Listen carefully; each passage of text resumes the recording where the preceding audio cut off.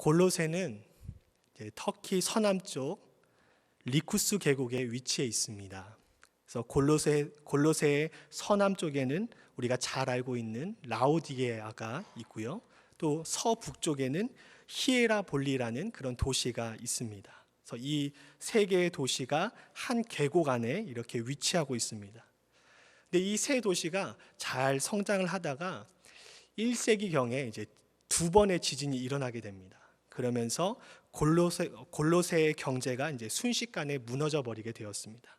그래서 두 번의 지진이 일어나니까 골로새에 있던 많은 사람들이 골로새를 떠나서 라오디게아나 히에라볼리 이 도시로 이동을 하게 됩니다. 그래서 골로새는 말 그대로 이제 침울한 도시가 되어버렸습니다. 이때를 틈타서 많은 신흥 종교들이 그 골로새로 들어가게 되었습니다. 그래서 그 지역 사회에 영향력을 끼치기 시작했습니다. 오늘 말씀에 나오는 에바브라가 목회를 하는 이 골로새 교회에도 이런 종교들이 영향을 끼치기 시작했습니다. 그래서 사도 바울은 이런 종교들의 영향을 받는 그런 골로새 교회가 염려가 되어서 골로새서를 이제 쓰게 된 것입니다. 골로새 교회에 퍼져 있던 그런 잘못된 이방 종교들의 가르침이 정확히 무엇인지에 대해서는 학자들마다 이제 의견이 다릅니다. 그래서 정확하게는 알 수 없지만 그래도 저희들이 골로새서의 내용을 살펴보면 어느 정도 유추해 볼 수 있습니다. 특별히 2장 8절을 보면 이렇게 말씀하고 있습니다. 철학과 헛된 속임수로 너희를 사로잡을까 주의하라. 이것은 사람의 전통과 세상의 초등 학문을 따름이요 그리스도를 따름이 아니니라. 그러니까 이것을 봤을 때 아마 골로새 교회가 율법주의나 금욕주의 또는 세상이 말하는 그런 철학 등으로 인해서 많은 염려를 가지고 있었던 것 같습니다. 그래서 이러한 외부 세력의 공격에 대해서 골로새 교회가 흔들리지 않고 믿음의 반석 위에 굳게 서기를 바라는 마음으로 이제 사도 바울이 편지를 쓴 것입니다. 저는 골로새서의 서론에 속하는 본문을 살펴보면서 씨앗을 뿌리자라는 제목으로 하나님의 말씀을 나누고자 합니다. 본문 말씀은 바울의 바울의 편지의 서두로서 이제 골로새 교회에 대한 칭찬이 담겨져 있습니다. 그것이 1절, 2절입니다. 우리 함께 읽겠습니다. 하나님의 뜻으로 말미암아 그리스도 예수의 사도된 바울과 형제 디모데는 골로새에 있는 성도들과 곧 그리스도 안에서 신실한 형제들에게 편지하노니 우리 아버지 하나님으로부터 은혜와 평강이 너희에게 있을지어다. 여기에서 바울은 골로새 교회를 향해서 뭐라고 표현을 하냐면 성도들, 신실한 형제들이라고 표현을 합니다. 그러니까 성도들의 헬라어 원뜻이 무엇이냐면은 거룩한 무리들이라는 뜻입니다. 거룩한 무리들. 이것은 그리스도인들이 세상 사람들과는 달리 하나님으로부터 받은 특별한 신분을 지녔다는 것을 말해주고 있습니다. 그러니까 세상의 가치를 따르지 않고 하나님의 백성으로서의 그런 가치를 따르는 사람들이 바로 골로새 사람들이었다라는 것입니다. 그리고 이런 사람들이 예수 그리스도의 보혈로 한 몸을 이루고 하나님을 아버지라고 부르는 한 형제라고 바울은 골로새 교인들을 표현하면서 칭찬하고 있습니다. 그러니까 바울로부터 골로새 교회는 그리스도 안에서 한 형제가 되었고 세상의 가치를 따르지 않고 따로 구별된 거룩한 무리들이라고 그들을 칭찬하면서 편지를 시작하고 있는 것입니다. 여기에 있는 우리 모두가 그리스도인들입니다. 여러분의 주변에서 여러분의 믿음의 형제들이 여러분을 어떻게 평가하시는지 알고 계십니까? 우리가 한번 생각해 보면 좋겠습니다. 만약 다른 나를 평가할 때 나는 어떤 사람으로 평가받을까? 이 평가는 현재 내가 그리스도인으로서 어떤 모습을 살고 있는지를 상징적으로 보여준다라고 할 수 있겠습니다. 여기에 있는 모든 분들이 바울이 골로새 교회를 칭찬한 것처럼 세상과 구별된 성도, 신실한 형제라는 그런 평가를 듣기를 바랍니다. 이어서 사도 바울은 골로새 교회의 모습을 보고 하나님께 감사를 드립니다. 3절부터 8절까지 사도 바울은 하나님에 대한 그런 감사의 내용을 표현하고 있고요. 그리고 9절부터 12절까지는 골로새 교회를 향한 바울의 중보 기도의 내용이 나오게 됩니다. 앞서 말씀드린 것처럼 골로새 교회의 목회자는 바로 에바브라입니다. 에바브라는 골로새 교회의 목회자로서 골로새 교회의 복음을 전하고 양육한 사람이었습니다. 7절과 8절에 보면 에바브라에 대한 설명이 짤막하게 나오는데요. 7절을 한번 읽겠습니다. 이와 같이 우리와 함께 종된 사랑하는 에바브라에게 너희가 배웠나니 그는 너희를 위한 그리스도의 신실한 일꾼이요. 그러니까 바울이 에바브라를 평가하기를 그는 우리와 함께 종된 사람이라고 합니다. 그러니까 그리스도의 십자가의 사랑 안에서 함께 복음을 위하여서 종이 되었다라는 것이죠. 또한 그는 그리스도의 신실한 일꾼이라고 바울은 평가했습니다. 그러니까 바울은 에바브라는 나와 같이 복음을 위해서 힘쓰는 사람이고 복음을 위해서 종된 사람이고 예수님의 신실한 성실한 일꾼입니다 라고 이렇게 평가를 하고 있는 것입니다. 근데 이런 에바브라가 목회를 한 골로새 교회를 바울은 편지 서두에서부터 성도들, 신실한 형제들이라고 표현을 써가면서 칭찬을 하고 있습니다. 그렇다면 에바브라가 이 골로새 교회를 목회하고 있는 이 에바브라가 도대체 어떤 목회를 했기에 골로새 교회에 오늘 본문 말씀을 제목에 붙여 본다면 골로새 교회에 도대체 어떤 목회의 씨앗을 뿌렸기에 씨앗을 심었기에 바울이 골로새서 서두에서부터 골로새 교회를 칭찬하고 있는 것일까요? 우리가 이것을 한번 같이 살펴보면 좋겠습니다. 첫째로 믿음과 사랑과 소망의 씨앗을 심었습니다. 에바브라가 골로새 교회에 심은 것은 믿음과 사랑과 소망의 씨앗이었습니다. 3절과 5절 말씀입니다. 우리가 너희를 위하여 기도할 때마다 하나님 곧 우리 주 예수 그리스도의 아버지께 감사노라. 이는 그리스도 예수 안에 너희의 믿음과 모든 성도에 대한 사랑을 들었으며 너희를 위하여 하늘에 쌓아둔 소망으로 말미암음이니 라고 했습니다. 에바브라가 골로새 교회에 무엇을 가르쳤습니까? 바로 믿음, 소망, 사랑 이 세 가지를 가르쳤습니다. 믿음, 소망, 사랑은 이 세 가지는 기독교에서 항상 있어야 하는 그런 덕목이라고 해서 항덕목이라고도 합니다. 에바브라는 이 항덕목 세 가지라는 씨앗을 골로새 교회에 이렇게 뿌린 것입니다. 그랬더니 그것들이 잘 자라나서 열매를 맺게 된 것입니다. 우선 우리 믿음의 열매를 한번 살펴보았으면 좋겠습니다. 본문에서는 믿음을 그리스도 예수 안에 너희의 믿음이라고 표현을 하고 있습니다. 그리스도 예수 안에서 너희의 믿음. 믿음은 무엇입니까? 믿음은 그저 어떤 우리의 신앙 고백이나 교리를 외우는 것이 결코 아닙니다. 예수 그리스도의 안에서의 믿음은 예수 그리스도를 자기의 인생의 주인으로 모시고 그분의 인도하심을 따라서 살아가고 움직이고 발전하고 성장하는 것이 바로 믿음이라고 할 수 있습니다. 그래서 우리가 흔히 믿음이 좋다라고 누군가 믿음이 좋다라고 말할 때 단지 예배에 빠지지 않고 잘 나오거나 교회에서 만들고 진행하는 어떤 교육 프로그램에 잘 참석한다고 해서 믿음이 좋다라고 그렇게 얘기하지 않습니다. 삶의 중심을 하나님께 두고 그분의 인도하심을 구하면서 어떤 형편과 상황 속에서도 하나님을 의지하며 따라가는 모습을 보고 우리는 저 사람 참 믿음이 좋다라고 그렇게 얘기를 합니다. 골로새 지역은 두 번의 지진으로 인해서 도시가 이제 황폐하게 되었습니다. 인근에 있는 라오디게아와 히에라볼리와 같은 그런 부유하고 발달한 도시와는 비교되는 곳이었습니다. 그러나 골로새 교인들은요, 그러한 상황 속에서도 하나님을 자신의 삶의 중심으로, 자신의 삶의 주인으로 모시고 살았던 사람들이었습니다. 그래서 바울은 이들의 믿음을 칭찬했던 것입니다. 그런데 골로새 교회는 믿음만 좋은 것이 아니었습니다. 골로새 성도들 안에는 사랑의 모습도 있었습니다.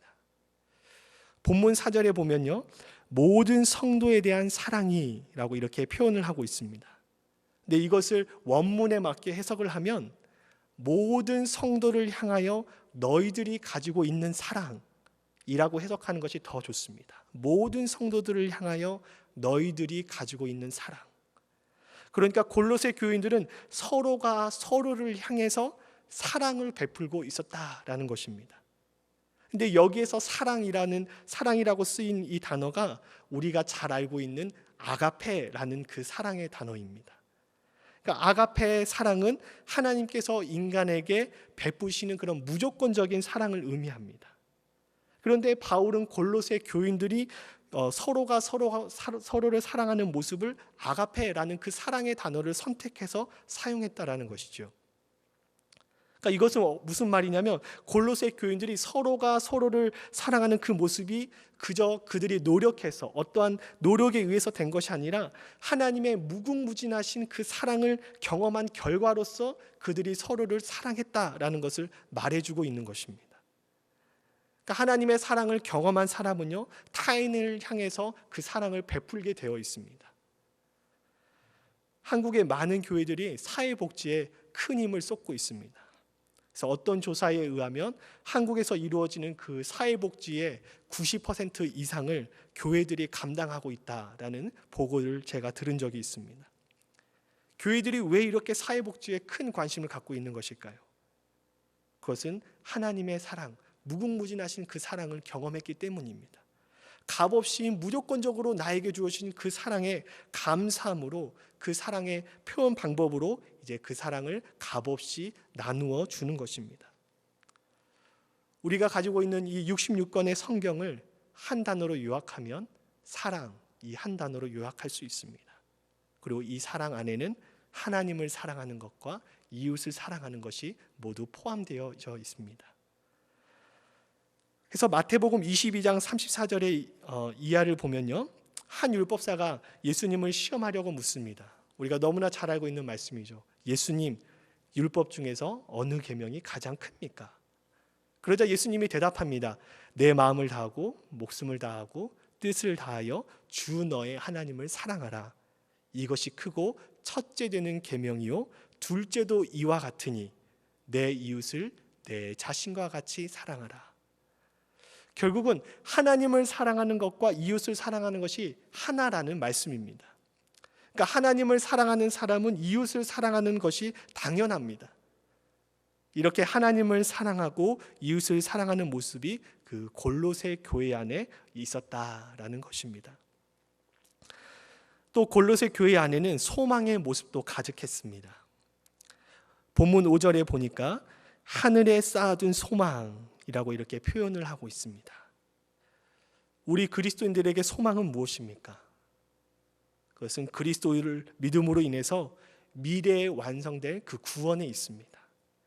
예수 그리스도를 나의 구주로 영접하고 그의 가르치심에 따라서 살다가 궁극적으로 얻게 되는 그 하나님의 나라가 우리 그리스도인들의 소망이 되는 것입니다. 이 소망이 있기 때문에 우리는 현재 그리스도인으로서 때로는 어떤 어려움과 고난을 당할지라도 이겨낼 수 있는 것이죠. 현재 골로새 교회는 두 번의 지진으로 인해서 삶의 소망을 잃은 어두운 땅에서 살고 있었습니다. 한국의 삼풍백화점, 성수대교 붕괴, 대구 지하철 사건, 용산 참사, 세월호, 얼마나 우리 조국 대한민국에 암울하고 그런 안타까운 사건들이 많이 일어났었습니까? 이런 일들이 사람들에게 미래에 대한 기대와 희망보다는 아마도 절망과 좌절을 많이 안겨줬을 것입니다. 아마도 골로새 도시에는 두 번의 그 지진으로 인해서 그들의 삶에는 소망보다는 미래에 대한 두려움과 절망과 좌절이 가득했을 것입니다. 그런데 그런 상황에서도 불구하고 골로새 교인들은 환경에 억눌리지 않고 그리스도 안에서 소망을 발견하고 하나님의 나라를 소망하면서 그 나라를 이루어가는 일꾼들로서 살아가고 있었던 것입니다. 여기서 우리는 한 가지를 배울 수 있습니다. 그것은 그리스도인은 환경의 지배를 받지 않는 사람들이라는 것입니다. 환경의 지배를 받지 않는 사람들. 에바브라는 골로새 교회에 믿음과 소망과 사랑의 씨앗을 심었습니다. 그런데 그들이 처한 환경은 그러한 열매를 심기에는 너무나 척박한 땅이었습니다. 풍요로웠던 땅이 지진으로 인해서 절망의 땅으로 변해버렸죠. 그로 인해서 많은 이들이 라오디게와 히에라볼리로 이주를 했습니다. 그 땅에 남아있는 사람들은 절망밖에 취할 것이 없는 상황이었습니다. 그런데 여기에 있는 그리스도인들은 그러한 환경 속에서도 하나님에 대한 그 믿음을 가지고 소망을 품고 사랑의 모습을 실천하면서 역동적으로 또한 진취적으로 살았습니다. 그리스도인은 세상과 구별된 사람들이며 이것이 바로 우리 성도들의 모습입니다. 성도는 그저 교회에 다닌다고 성도가 아닙니다. 어떠한 환경과 형편 속에서도 오직 하나님이 나에게 주시는 꿈과 비전을 따라서 사는 사람들이 바로 성도들입니다. 바울은 이러한 모습이 바로 골로새 교인들 안에 보였기 때문에 그들을 칭찬한 것입니다. 여기에 있는 저와 여러분들이 어떠한 환경과 상황 속에서도 좌절하거나 세상을 따르지 아니하고 오직 나를 향하신 하나님의 뜻과 비전을 따라서 사시기를 주님의 이름으로 축원합니다. 두 번째로 에바브라가 골로새 교회에 심은 씨앗은 바로 복음이었습니다. 복음의 씨앗을 심었습니다. 5절 하반절부터 6절까지입니다. 곧 너희가 전에 복음 진리의 말씀을 들은 것이라. 이 복음이 이미 너희에게 이르매 너희가 듣고 참으로 하나님의 은혜를 깨달은 날부터 너희 중에서와 같이 또한 온 천하에서도 열매를 맺어 자라는도다. 골로새 교회는 에바브라를 통해서 복음, 즉 말씀을 전해 들었습니다. 그리고 그 복음의 씨앗이 결실을 맺고 맺은 것이 바로 믿음과 소망과 사랑이라는 열매입니다. 앞서 골로새 교인들이 믿음과 소망과 사랑의 모습을 가지고 살아갈 수 있었던 그 근본적인 이유가 무엇이었냐면 바로 그들이 복음을 제대로 이해했기 때문입니다. 6절 중반에 이런 표현이 있습니다. 하나님의 은혜를 깨달은 날부터라고 했는데 여기서 이 깨달은 이라는 단어의 원뜻이 무엇이냐면 어떠한 사실에 대해서 철저히 알다. 어떠한 사실에 대해서 철저히 알다라는 뜻을 가지고 있습니다. 그러니까 골로새 교인들이 복음에 대해서 철저히 배우고 깨닫고 그것을 그대로 행동으로 옮긴 것입니다. 그랬더니 그들의 삶 가운데 믿음과 소망과 사랑의 모습들이 열매로 맺혀지게 되었다라는 것입니다. 복음은 우리의 삶을 변화시킵니다. 우리는 세상에서 참으로 많은 말들을 듣죠. 어렸을 때는 부모님의 말씀을 듣습니다. 부모님이 자녀된 우리에게 하는 말들이 얼마나 우리에게 유익한 말들입니까? 다 자녀가 잘 되기를 원하는 그 사랑의 마음에서 나오는 말들입니다. 또 학교에서는 선생님들의 말씀을 들으며 자랐습니다. 선생님들의 말씀 역시 사랑하는 제자들이 잘 되길 바라는 마음에서 나오는 그런 따뜻한 말들입니다. 만약 여기 있는 저와 여러분들이 부모님이 하시는 말씀, 또 선생님들이 하시는 말씀을 잘 귀담아 듣고 그대로 실천했다면 지금 우리의 삶은 훨씬 더 멋지고 나은 삶이 아니었을까 싶습니다. 그런데 우리 모두는 그것을 잔소리로 들었습니다. 그렇죠?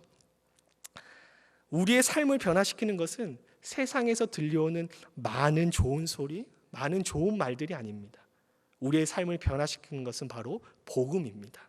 살아있는 하나님의 말씀, 하나님의 말씀을 듣고 읽을 때 우리의 삶의 변화가 일어나게 되는 것입니다. 여러분의 삶을 한번 되돌아보십시오. 여러분의 삶이 언제 좋은 방향으로 또 긍정적인 방향으로 돌아서게 되었습니까? 바로 하나님을 만났을 때, 하나님의 복음을 들었을 때, 하나님의 살아 역사하시는 그 말씀을 들었을 때 여러분의 삶들이 좋은 방향으로, 긍정적인 방향으로 돌아설 수 있게 된 것입니다. 만약 그렇지 않다면 지금 저와 여러분들이 이 자리에 나와 있을 이유가 전혀 없는 것입니다. 하나님의 말씀이 여러분의 삶을 변화시켜서 지금 저와 여러분이 이 자리에 나와 있는 것입니다. 에바브라는 이 복음을 골로새 교회에 뿌리고 심었습니다. 그랬더니 믿음과 소망과 사랑의 열매를 맺게 된 것입니다. 그리고 이러한 모습이 골로새 교회뿐만 아니라 온 천하에서도 동일하게 이런 열매들이 맺게 되었다라고 바울은 증언하고 있습니다. 여기서 온 천하라는 것은요, 당시 로마 제국 전체 영토를 이제 말합니다. 그러니까 기록에 의하면 당시 로마 제국에 퍼져 있던 그리스도인들의 인구가 약 50만 명이었다고 합니다. 50만 명. 엄청나지 않습니까? AD 30년경에 이제 사도행전 2장에서 오순절 성령 강림 사건을 이제 초대교회가 경험하게 되었습니다. 그로부터 30년이 흐른 뒤에 이 골로새서가 쓰여지게 되었는데요. 30년이란 시간밖에 지나지 않았는데 이 짧은 시간에 50만 명의 그리스도인들이 생기게 되었다라는 것입니다. 복음의 씨앗이 뿌려지자 풍성한 열매를 맺게 된 것입니다. 성경에 기록된 것처럼 30배, 60배, 100배의 결실을 맺게 되는 것이 바로 복음의 능력입니다. 세 번째로 골로새 교회에는요, 기도의 씨앗이 심겨져 있었습니다. 골로새 교회가 복음의 능력 안에서 복음을 제대로 이해하고 또 그 복음대로 사는 모습이 그저 에바브라의 가르침 때문만이 아니었습니다. 거기에는 숨겨진 공공연한 비밀이 있었습니다. 그것이 바로 기도입니다. 기도. 골로새 교회 안에 에바브라의 열정적인 가르침과 더불어서 사도 바울과 믿음의 동역자들의 중보 기도가 있었습니다. 그것이 9절부터 12절까지의 말씀입니다. 근데 바울은 이 골로새 교회를 세우지 않았습니다. 그가 골로새 교회에 대해서 아는 것은 오직 에바브라가 알려줘서 알고 있는 것뿐입니다. 그런데 바울과 디모데는 오늘 말씀에 의하면 에바브로부터 골로새 교회에 대한 그런 소식을 들은 다음부터 그들을 위해서 끊임없이 기도를 했다라고 오늘 말씀은 말해주고 있습니다. 그러니까 한마디로 쉬지 않고 골로새 교회를 위해서 중보 기도를 한 것입니다. 많은 그리스도인들이 기도하는 것을 어려워합니다. 그 이유 중 하나가 바로 기도는 보이지 않는 것을 마치 보이는 것처럼 믿고 기도해야 하기 때문입니다. 그러니까 우리의 현실은 지금 암담하고 참담한데 그 참담한 현실을 보지 않고 그 상황을 역전시킬 그 하나님의 역사를 기대하면서 믿음의 눈으로 그것을 보고 기도해야 하기 때문에 기도가 어려운 것입니다. 그러니까 기도는 보이지 않는 것을 보고 기도해야 하기 때문에 어려운 것이죠. 근데 이 보이지 않는 것을 보고 기도해야 하는 것은 하나님에 대한 그런 믿음과 직결이 됩니다. 그러니까 내가 하나님을 얼마나 또 내가 하나님을 또 어떻게 믿고 있는가를 한번 살펴보기 원하신다면은 여러분의 기도를 한번 살펴보시면 알 수 있습니다. 내가 어떤 하나님을 믿고 있지? 나는 어떤 하나님을 따르고 있지? 내가 믿는 하나님은 어떤 분이지? 하는 것이 여러분의 기도 안에 들어있다라는 것이죠. 여러분의 기도의 내용을 살펴보면 여러분들이 어떤 하나님을 믿고 따르고 있는지를 알 수 있습니다. 골로새 교회를 향한 바울의 중보 기도가 9절부터 12절까지 쭉 나옵니다. 우리가 조금 길지만 함께 읽었으면 좋겠습니다. 9절부터 12절입니다.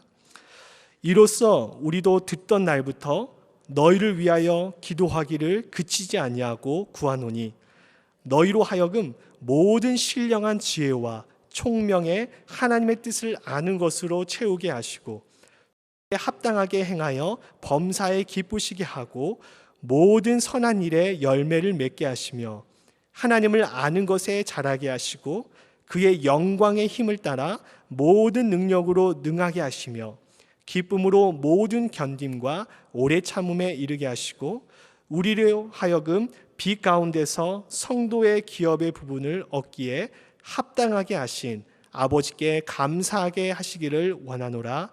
아멘. 바울의 중보 기도가 9절부터 12절까지 쭉 나오는데요. 이 바울의 중보 기도의 핵심은 골로새 교인들이 하나님에 대한 신령한 지식과 이러한 지식에 기초해서 하나님을 기쁘시게 하는 그 삶을 사는 것을 이제 원하고 있습니다. 그리고 이것이 바울이 생각했을 때 그리스도인들이 마땅히 추구해야 할 삶이라고 그는 믿었던 것입니다. 그리고 이러한 바울의 중보 기도가 있었기 때문에 골로새 교회가 믿음과 사랑과 소망의 열매를 그들의 삶 가운데서 맺을 수 있게 된 것입니다. 우리의 삶을 한번 되돌아보면 지금 내 모습이 내 힘으로 된 것 같지만요, 그 뒤에는 믿음의 동역자들의 기도가 있었음을 우리는 기억해야 합니다. 제가 말씀을 준비하면서 나같이 부족한 사람이 어떻게 지금 이 자리에 있을 수 있을까 한번 곰곰이 생각해 보았습니다.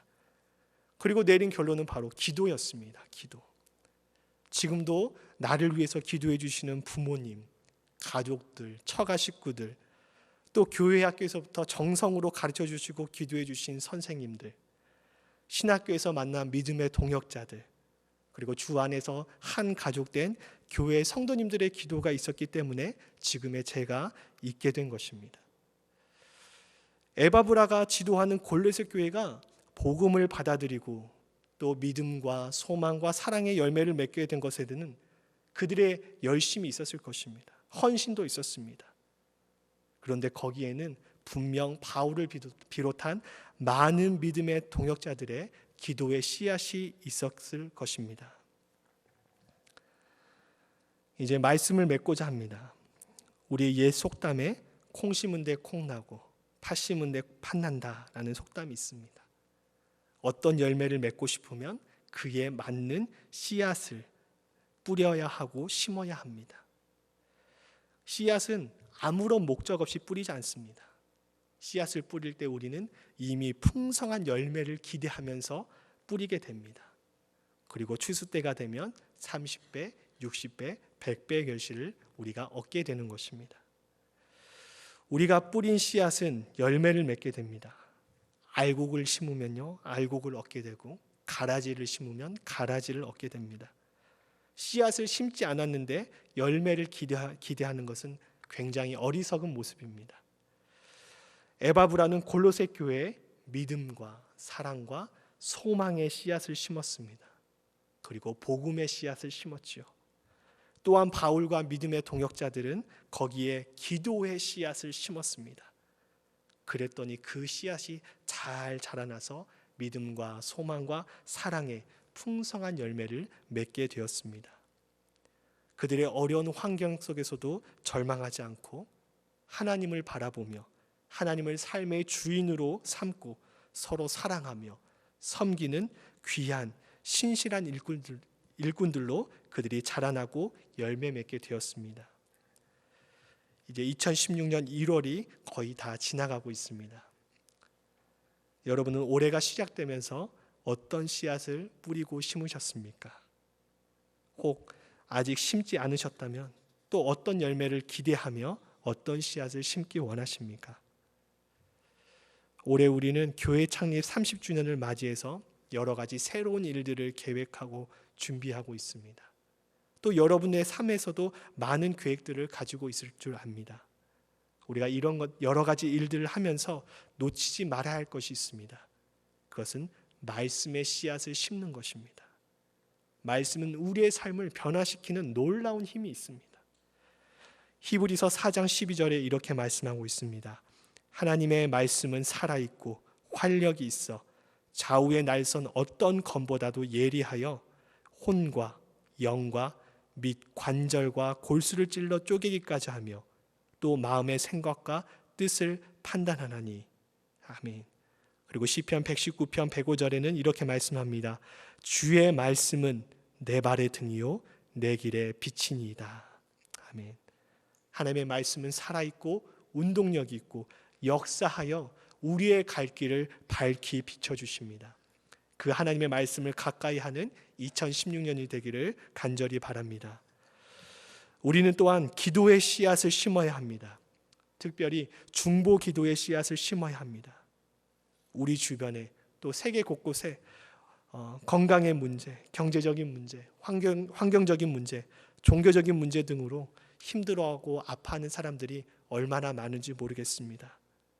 또한 연약한 믿음으로 인해서 하나님과 세상 사이에서 갈팡질팡하는 믿음의 지체들이 얼마나 많은지 모르겠습니다. 그들을 위해서 하나님께 간절히 기도해야 할 것입니다. 우리의 말씀의 씨앗과 기도의 씨앗이 잘 심겨지고 자라나게 되면 우리는 우리의 삶에서 믿음과 소망과 사랑의 풍성한 열매를 맺게 될 것입니다. 그날을 기대하면서 우리가 함께 말씀과 기도의 씨앗을 심는 우리 모두가 되길 주님의 이름으로 축원합니다.